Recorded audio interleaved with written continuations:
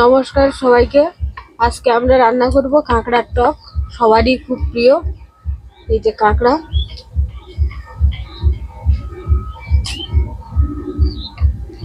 টক রান্না করব।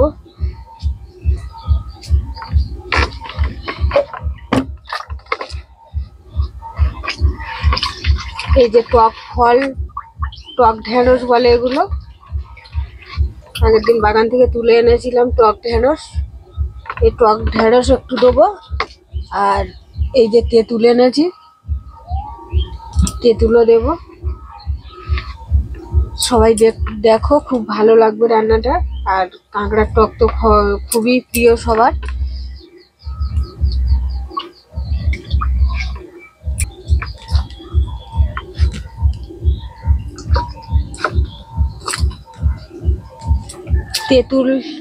তেঁতুলটা আগে একটু জল দিয়ে ভালো করে গুলে নেব। এগুলো অনেকদিন আনা ছিল, কৌটোয় রাখা ছিল, কাঁচের কৌটো, ওই জন্য একটু কালো হয়ে গিয়েছে। পুরানো তেঁতুল শরীরের পক্ষে খুবই উপকার।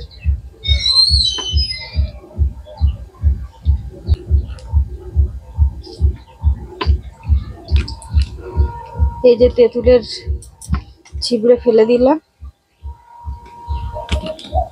তেঁতুল গোলা কমপ্লিট। তেঁতুলের জলটা রেখে দিলাম। আর এবারে কড়া গরম হয়ে গেছে, কড়া একটু তেল দিয়ে দেব।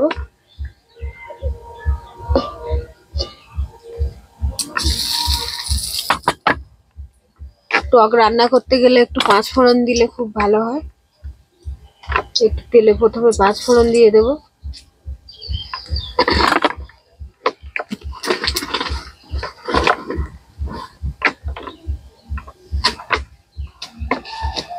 পাখাটা নিভে গেছে।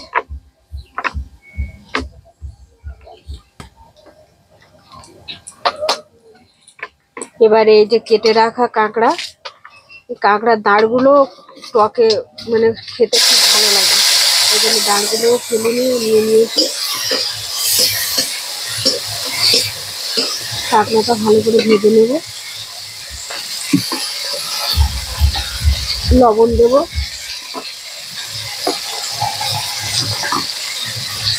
হলুদ দেব,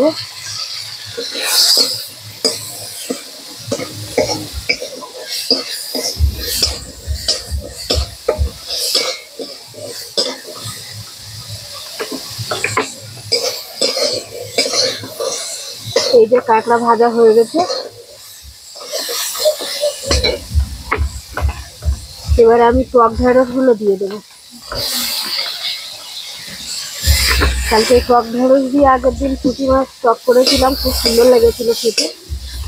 সেই জন্য আজকে অল্প আছে বলে একটু টকও দেবো ওর সঙ্গে তেঁতুল।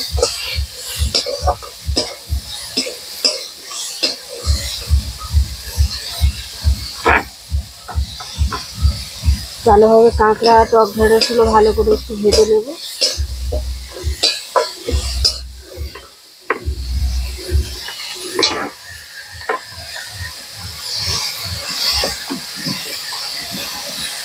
এই যে কাঁকড়া টক ঢেঁড়স একদম সেদ্ধ হয়ে গিয়েছে, কাঁকড়াও ভাজা হয়ে গেছে।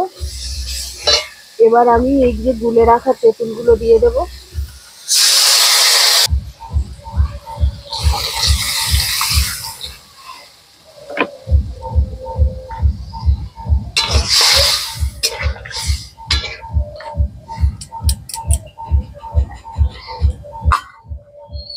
এবারে কিছুক্ষণ ঢেকে রাখবো।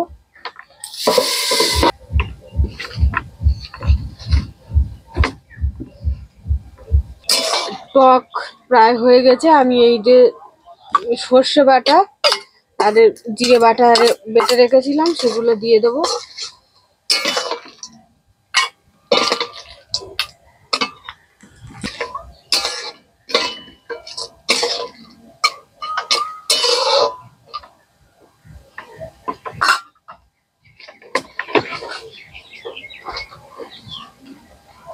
করতে করতে জিভে জল চলে আসছে আমার।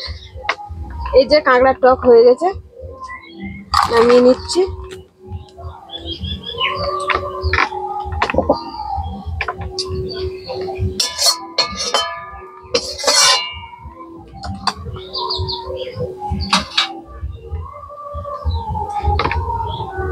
এই যে